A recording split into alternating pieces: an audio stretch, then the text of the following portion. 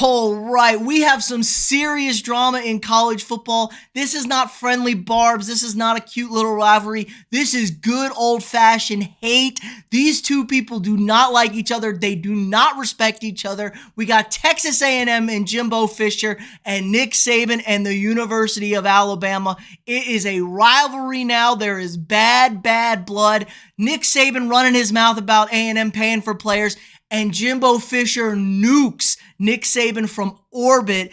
I'm going to break down everything going on with the story, give you my 2 cents on the whole situation. But if you could first like this video, subscribe to the channel, hit that notification bell so you get these daily update videos. Share this video with your friends. It really helps the channel out a lot. We are growing like crazy. All right, so this all goes back a long way. Jimbo Fisher and Nick Saban have a complicated history and relationship. Jimbo Fisher was an assistant coach under Nick Saban at LSU when they won a national title together.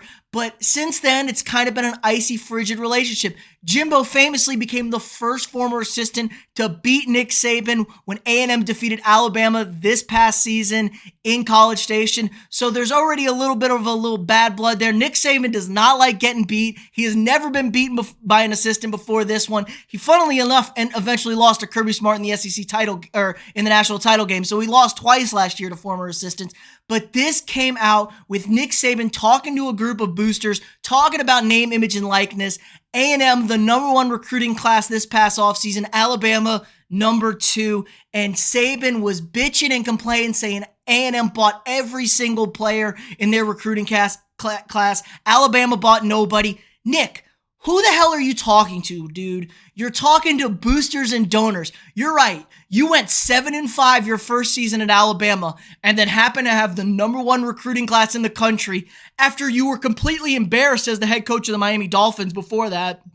Were bad your first year, but you had the #1 recruiting class because Alabama was relevant then. People forget, Alabama was a shit program in the early 2000s. Nobody feared them, respected them whatsoever. So you've never bought a player on your team, Nick. You've never paid for anything. You got NILs all over the place on your squad.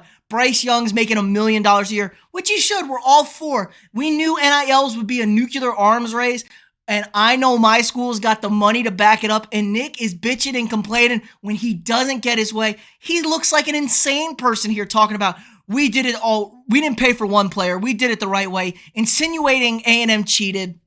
This is crazy. Nick, look in the mirror. We all know everybody pays for players. Top schools pay for the top players. It's been like this. It's now all above board. In fact, if you go to The Athletic had a great breakdown of why A&M was so successful with the implementation of the NIL deal, had smart people on top of this, set up programs, set up trust, all this sort of stuff, all above board, and people are bitching and complaining because A&M was leaps and bounds above them. They were not prepared for this. And hey, this is the Wild West. We're going to play it. But Nick Saban had these comments, and they got back to Jimbo Fisher, and to say lightly, he was not happy. He absolutely nukes Nick Saban from orbit. This relationship is done. Everybody circle your calendars for October 8th. It is absolutely going to be a spicy one in Tuscaloosa, especially after A&M beat Alabama last year. Now, Alabama's the #1 team in the country coming in this season. A&M's #7, I think, going to be in the preseason polls. So you got 2 top 10 teams. It's going to be really good. But let's just see how Jimbo actually took this. It's crazy, folks.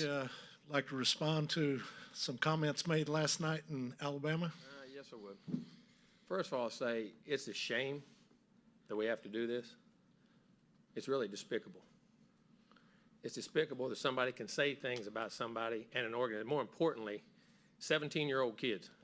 You're taking shots at 17-year-old kids and their families. That they broke state laws. They're all money. We bought every player on this group. We never bought anybody. No rules were broken. Nothing was done wrong. It was all in the way we do things, the ethics in which we do things. And these families, it's despicable that a reputable head coach could come out and say this when he doesn't get his way or things don't go his way. The narcissist in him doesn't allow those things to happen, and it's ridiculous. But when he's not on top, and the parity in college football he's been talking about, go talk to coaches who coach for him. You'll find out all the parity. Go dig into wherever he's been. You can find out anything. And it's a shame that you got to sit here and defend 17-year-old kids and families and Texas A&M because we do things right.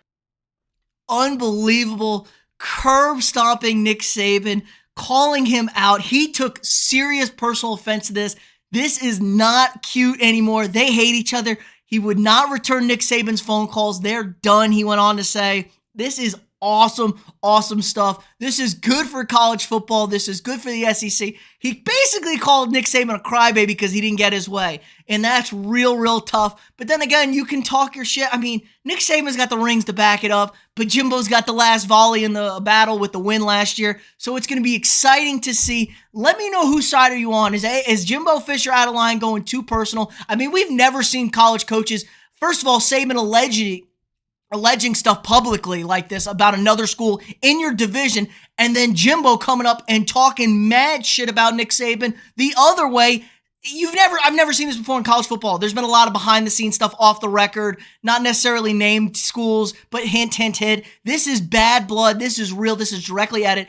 Let me know what you guys think in the comments below. Who's right? Who's wrong here? Nick Saban on the right, Jimbo on the right. What do you guys expect from this?